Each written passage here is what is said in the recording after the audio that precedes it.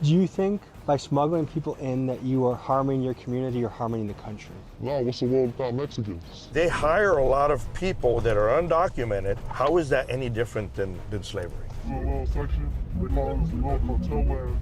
On the scales of good and evil, where do you think you are? I don't think I'm evil at all. I just feel like if I have to do something, I'm gonna do it. What's something tough you've had to do in this job? Having to drop off illegals on the side of the road while even being chased or anything it is. They were more scared of getting caught than crashing. ICE is going harder than ever, you feel me? All these mass deportations, a lot of these immigrants in Phoenix, we brought over. We used to stash like illegals in here. When you just see the stash houses and you see individuals living in these horrible conditions. How much do you think you made in your biggest month ever? Over 200,000. I had a guy on my Snapchat pick up on me for 3 years. Next thing you know, he's a cop. Creative to bring people across. The game will never stop. There's just more ways to do it around them. Human smuggling across the southern U.S. border is a multi-billion-dollar business controlled by the most dangerous criminal organizations in the Western Hemisphere. From 2020 to 2024, millions of people crossed into the U.S. illegally, and this was perhaps the key issue that won Donald Trump his second term in office. Today, we're talking to the people that actually run the routes. We go into the field with two smugglers who have gotten thousands of migrants across the border and have operated under both Biden and Trump. These operators break down the economics of the trade, describe what it's like working for Mexican cartels, and we learn how the game has changed since Trump took over. And to get the full picture, we also speak with a Border Patrol agent who has spent 2 decades boots on the ground fighting against illegal immigration. This, folks, is a look inside the business of human smuggling. But first, a quick word from the sponsor of today's episode. Folks, we live in a world where accidents sometimes happen. Every year there are about 6 million car accidents and 2 million workplace injuries. Just like there's a reason that you wouldn't trust a burglar to guard your house, there's a reason that Morgan & Morgan is America's largest personal injury law firm. With more than 100 offices and 1,000 lawyers around the country, they are a force to be reckoned with in any court across the nation. Folks, not all law firms are the same. Hire the wrong one and you may be defeated before you start. For over 35 years, Morgan & Morgan has a track record of fighting for the people. And the best part is, you don't pay unless they win your case, which means it's risk-free for you. And to date, they've recovered over $30 billion for their clients. And with Morgan & Morgan, it's easy to see if your case has a fighting chance. You can go to their website, forthepeople.com/TommyG, and do their free case evaluation survey. Folks, your settlement could be worth millions. You can click my link in the description or pinned comments to get started. And now, folks, to the video.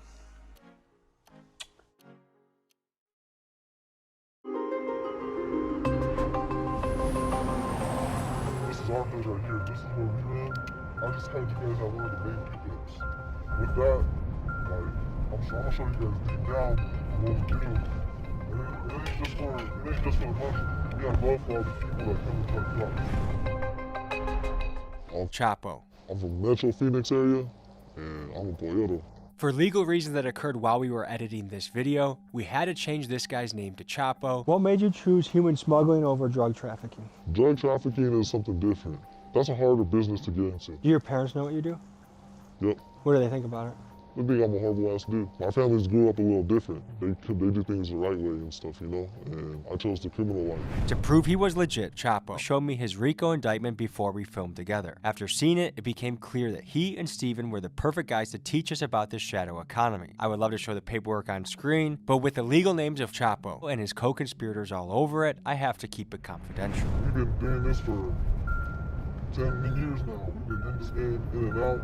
We only speak about this because we got already indicted, and I think we're allowed to, you know? We all did federal time. I'm on a 22-person indictment. He's on his own indictment.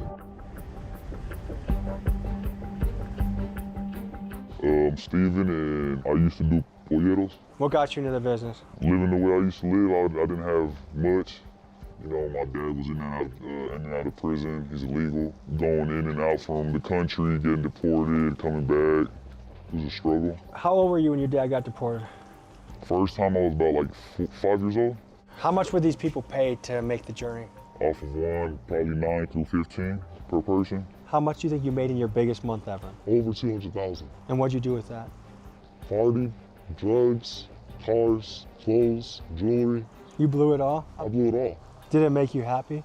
It made me super happy. It made me feel like I was on top of the world. And now, life is totally different, you know? Working a legal job, keeping up, and maintaining my family, you know. Do you wish you ever saved any of that money? I wish every day I did. When you're making 50 grand in one night, does that make looking at a gas station job for 15 bucks an hour pretty hard to do? Yeah, most definitely. What you're making a night is what you're making a year at a gas station job. What got you caught doing this? I got snitched on. Do a lot of people snitch in this game? Yeah. A lot of young guys, how they get caught up is they can't help but flex on social media. Yep. I did at one point. We'd be on there flexing 500,000, and sometimes I had boys flexing a mil sometimes. So had you not flexed on social media, would you have gotten caught, do you think? No, I would have never gotten caught. At one point, we're facing 15 to 20 years. All these little dogs out here trying to do it now. Hey, shout out to you guys. It is burnt. How has Trump changed the game? Well, ICE is going harder than ever, you feel me?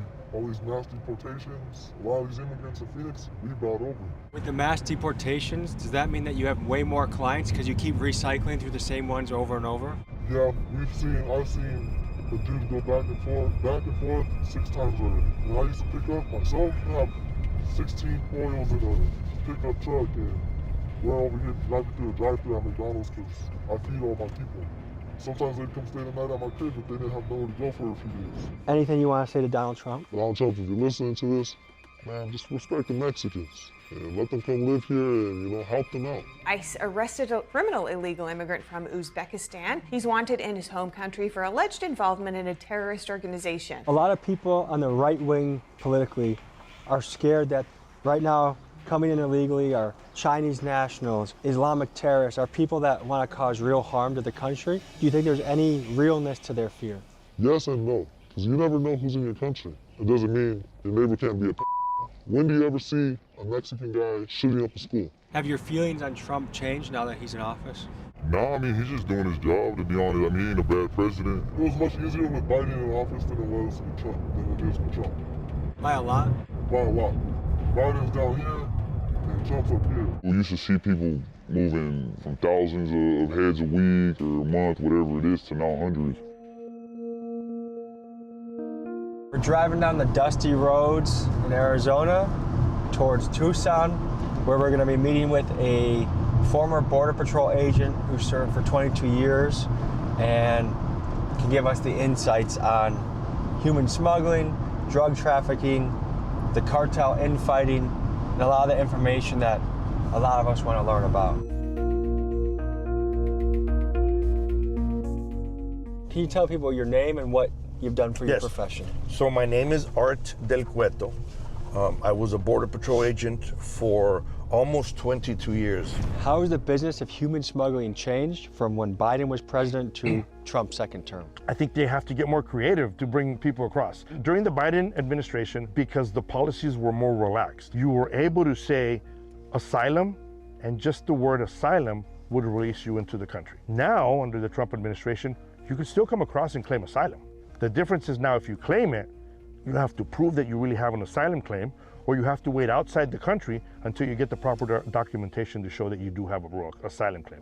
Folks, we are looking currently at a Trump presidency where he just gave a State of the Union address with his lowest approval rating yet. While his administration has been plagued by corruption and cover-up allegations, one thing is undeniable. For those that voted for a secure border, Trump has surely delivered. And because true illegal immigration numbers are impossible to track, the barometer Border Patrol uses to measure border activity is apprehensions, or in other words, how much contact agents are actually making with illegal migrants. And right now, Americans are seeing the lowest amount of border activity than they have seen in decades, meaning those that are in the business of smuggling are having to get scrappier to keep their operation going. So back then, if you were just a smuggler, you could bring a group of, say, 500 people across this border. And now you bring them across in an area where they know they have a limited amount of agents, limited amount of resources. So now when the agents show up, they have to detain these 500s, and because the station from the reservation in Arizona so far, you had to make arrangements to now transport these 500 people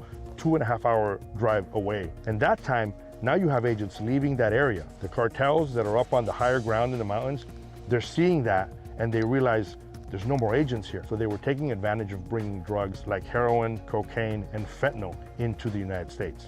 What do you think about ICE investing resources to getting a guy that's been a plumber or a contractor for the last 15 years, spending a lot of resources to get a guy like that out when we already have a shortage of those type of people?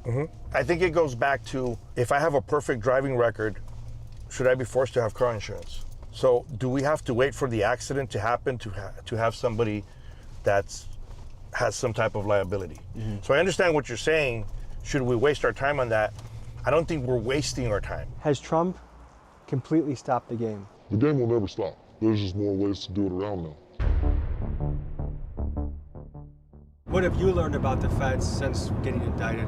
The feds work in a whole different way than we ever thought they would. I had a guy on my Snapchat picked up off me for 3 years, and next thing you know, he's a cop the entire time.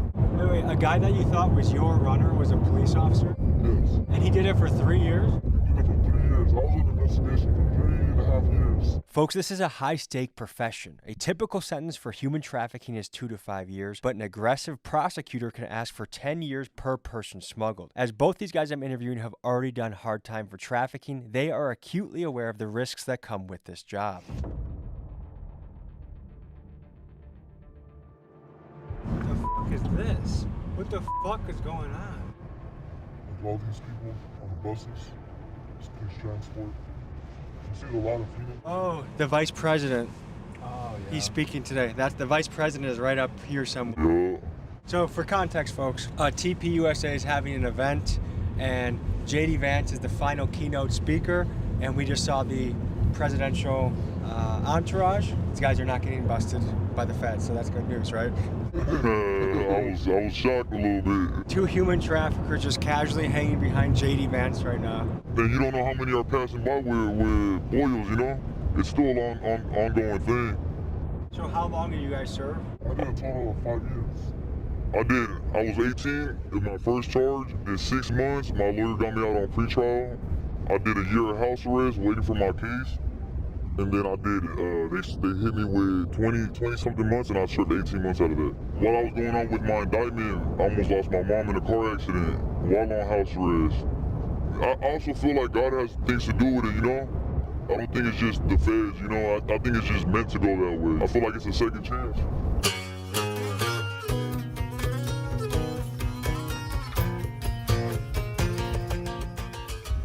This is a little section. They call this little cartel land. Mexico. Majority of my foils come through here. This is like one of the main streets right here. All these little trailers. I don't want to say too much where, you know what I mean? Because it's, but a couple houses out of here, you know, it's something different. Is this maybe on this cop? Right there. There's a cop to the left. Is it cop? Right there. Yeah, let's go down. Yeah, go. And see, it's all hot now, right? That looked like an undercover in there right there, too. A lot of these trailers right now are probably abandoned. Maybe they have people in it. They can say they're for sale, and they're already been sold. We used to stash like illegals in here. You probably have some homeless people living in this shit. In a spot like this, you can leave about like a couple photos in here. If you ever, like, let's say there's people like in my past. I've had a couple people that have been like, oh, I'm shooting legal here because I need to go get gas, I need to go see something over here. Sometimes you can stash them in a spot like this for like a couple days. We bring a little bit of food, water, make sure that they got gallons of water. And we make sure that like they're fed. We come feed them 4 or 5 times a day. They've been walking for 7 days, like a week, 2 weeks. When illegal immigrants make it across the border successfully, they may end up in a safe house that looks like this, but not all border crossings turn out well. In fact, the process of human smuggling can be quite dangerous and even end in death. Just look at the summer of 2022 incident in San Antonio where 53 people died of heat exposure while trapped in a metal trailer, or this 2025 case off the coast of San Diego where 4 migrants drowned to death when their boat flipped over, and the list goes on. Dying in the desert, coyotes leaving them locked in trunks. Even recently, a smuggler showed me a situation where one of his pollos got stuck in barbed wire trying to cross. All this to say, illegal or not, the people that try and come to the United States risk a lot to do so. We hydrate them, we feed them, we respect them. You know, as long as they respect us, our biggest thing was take care of the pollos while you have them, because you don't know where the next destination is. They could be walking the streets for months at a time looking for a job and then barely get on their feet, you know?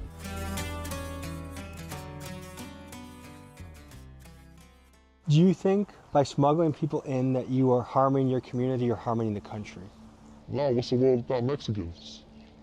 They pick our vegetables, landscaping, they keep our community good, clean, you know? A lot of them are construction workers. What are we gonna do when the houses stop getting built? America without Mexicans is gonna be a one-sided country. Do you ever smuggle Chinese people, Afghanis, Somalians, other cultures? I see a lot of different people, man. I've seen a lot of people come from China. I've seen a lot of people come from Japan. I've seen a lot of Muslims, you know. You don't know if they're terrorists. You don't know any of that. Sometimes I would turn them down and be like, nah, bro, I can't have you in my car. So it's really people from all over the world that we're seeing cross into our nation's borders, especially out here on the southern border.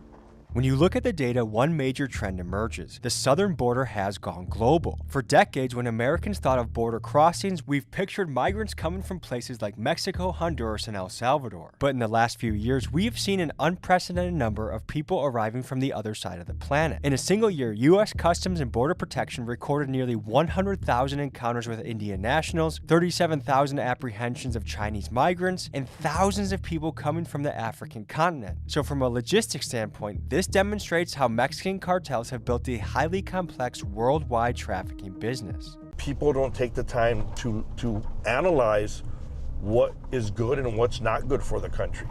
Because I'm Hispanic and I have family members that have come to this country legally. There's a legal pathway. Is it difficult? By all means, it's very, very difficult. But you would run into people and they tell you, yeah, I'm waiting on my status. It's just that I don't have the money to completely fill out the paperwork. Well, those same people that would say, I'm waiting on my status, I don't have the money to complete the paperwork, you know, they're driving around with nice cars and they're putting wheels on their car and they're putting, you know, systems in their car. And I'm thinking, maybe you shouldn't be spending your money on that and start saving your money for the status. And they say, well, I haven't been caught yet, or whenever I get caught, or yeah, I know it's a problem. But they don't take the steps to fix it. And those are a lot of the individuals that are being arrested. It's a different type of game. You gotta have some heart into it, and some of the time you can't have a heart. What's a moment where you just say, I can't have a heart right now? A moment is when someone's so thirsty, but they haven't paid. I wanna get you right, but you haven't paid me. How do I know I'm gonna get paid for bringing you across? That's like when I have to say, nah, I can't do it. I'm gonna drop you off and go about your way. I'm sorry, homie, you know? And that's kind of the times where I'm like, I should just buy them water. But like, you haven't paid, so why am I gonna sit there and take care of you if you haven't took care of me? So like, if their families don't pay you, hold them. But you know, you just hold them there. Like they'll live there, they eat there, whatever. If it takes too long, this is a spot like where you can boom, bring somebody, leave them here for a couple, you know what I mean, a couple hours. Let's say you're getting chased or something, boom. Hold up, boom, kick it here, whatever, boom. Bump them and you back in the high-speed chase, live in action, running. Shout out to like I said, he was the one that taught me to have a heart in this game. So I was a real heartless ass, like, youngin'. You know, they don't want to pay, drop him off on the side of the road, figure your way up to Phoenix. And he would always yell at me, nah, Bond, just take him, just take him, just take him. You know, you gotta, you know, these people are trying to get across. On the scales of good and evil, where do you think you are? I don't think I'm evil at all. I just feel like if I have to do something, I'm gonna do it. What's something tough you've had to do in this job? Having to drop off illegals on the side of the road while even being chased or anything it is. When you do a high-speed chase with illegals in the back, how scared were they? They were more scared of getting caught than crashing. Someone was laying in this bathtub right now. Just be, like we used to tell the boys or whatever, be kicked back about it. They got a little bathroom to come, you know, handle the business in. Definitely some old clothes, you know, like stuff like this. Some borrowed pizza right it's always a little sign, you know, someone's been in here. You know, someone was definitely stashed. So no doubt about it, this was a stash house. Yeah, this was definitely used at one point. I mean, I can say I used this house before. Sometimes the stash houses, you gotta, if you know the game, you gotta stash them in there sometimes for a week, sometimes even months, 3 days, 4 days. This is like a quick, like, okay, boom, like, we're like, let's say a day, you know? So how often would you just switch vehicles in this game? You know, sometimes we'll just take a risk, be like, just take the same car, use it within the same week about 4 to 5 times. And then they got cameras at on like near the checkpoints, they'll read license plates. Front cameras, they match your Like, plates. let's say when they pulled us over together one time, they were like, this car's been through here about 6-7 times this week. Like, what's going on? So do you guys have to go no license plates now?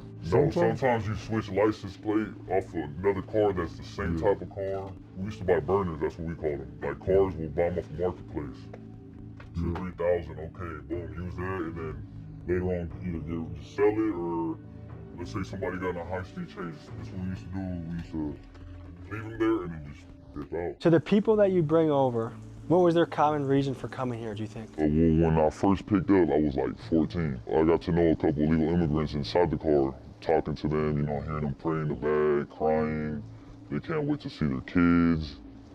And think about it, I'm 14, 15 years old, bringing illegals that are around like 35 years old, 20, in their 20s, and then, you know what I mean, 30s. Do you think they were surprised when they crossed the border and a 14-year-old is waiting to pick them up? Yeah, they were surprised. They would always be surprised. They'll even cry to me sometimes. They'd cry sometimes and sit there like, what am I doing? I'm not gonna lie, a couple times I shed a couple tears. You know, I sat down and realized this was probably what my dad went through.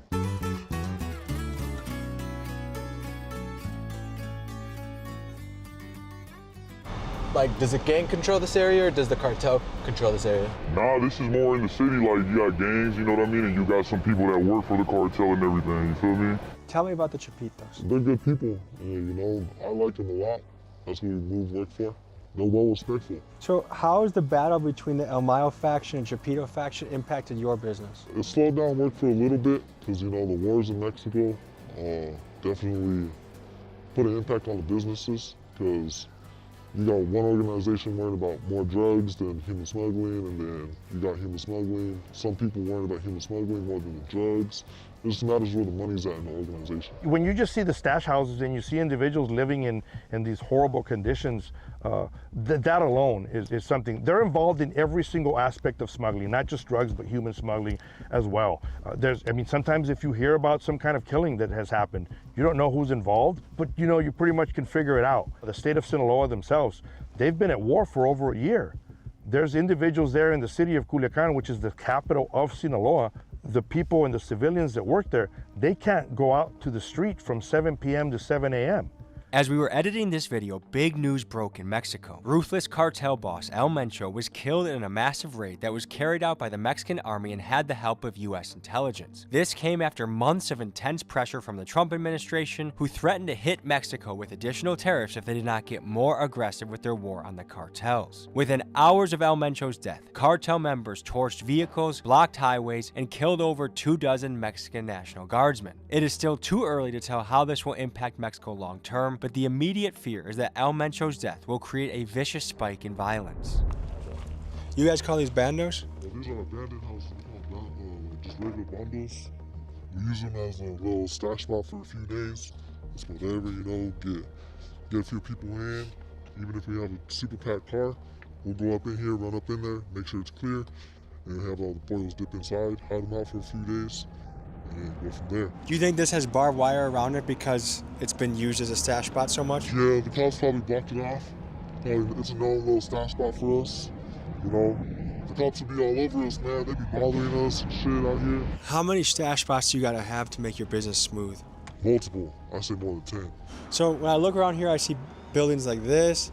There's abandoned houses around here. To me, it says there's a lot of tough economic times in this city. Yes, there is. And a lot of our communities depend on the human smuggling because it's either human smuggling or drugs. And, you know, it goes both ways. You gotta make money somehow. If you don't have a 9 to 5, you gotta make money somehow. If a young guy wanted to get a job right now, are there a lot of places hiring? It's hard. Like, yeah, there's a lot of places hiring, but it's a tough situation. It's a tough. Yeah, it's low pay. Low pay. No one wants to get paid $1,000 for 2 weeks of work when you can go out and make double that in a day. Oh God. So what is the state of the union right now in the business of human smuggling? Look, it's still prevalent. They're still bringing individuals across. I think they're just what they're doing is they're being more creative of it because there is more law enforcement out here. But look, when you start looking at the numbers, they've dwindled down to nothing. And I think more importantly, the people that are crossing, they're actually facing consequences. One of the smugglers we talked to said that in a strange way, business is good because They've seen the same customer 5 or 6 times in the last few years because they get sent back. Well, they get paid to bring them back over again. Yeah, they're charging the same amount of money. Look, this is the difference between the human smuggling throughout the different times. Many times the human smuggling organizations that work directly with the drug cartels, they would charge people a certain amount of money to bring them into the United States, and they would guarantee you somewhere in the interior. Now, the money that they would charge would pay for the cost of the smuggling. They would pay for the cost of buying them food because you got to feed the product you're crossing. It would also pay for putting them in a stash house until they're able to bring them further in the United States. Under the Biden administration, they were able to charge the same amount of money, but they didn't have to do all that extra expenditure. The people that are protesting against ICE, against deportations, they don't want these people deported because they want them to be here because they enjoy the modern day slavery, because that's what it is. It's modern day slavery. If you go to areas down in the South, and I'm very familiar because I travel a lot, I've gone down to North Carolina. There's areas in North Carolina in the fields, like the cotton fields, the tobacco fields, where they hire a lot of people that are undocumented and they're living in kind of bunk houses, all of them crammed up together. And then in the weekend, they put them on a truck or a bus, they take them down to Walmart so they can get whatever they need, and then they drive them back to the farm so they can be there the whole time. How is that any different than slavery? Oh, we did it that way. Because how do we get our fruits inside our stores? We pick them.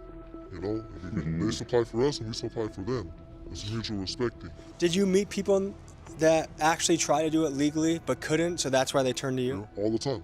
I used to see it all the time, man. When I used to see it, it used to break my heart because I'm like, damn, like you were trying to do it legal, but it was just so hard. It's a process, man. Like, it's really a process. It's not just one step, oh, I'm there. I don't know if you ever heard in prison too, like when we did time, there'll be people waiting there and they won't even sign their deportation papers, and they'll sit there for years hoping that the government will let them stay here. One of the big criticisms of illegal immigrants is that financially they are a drain on the economy.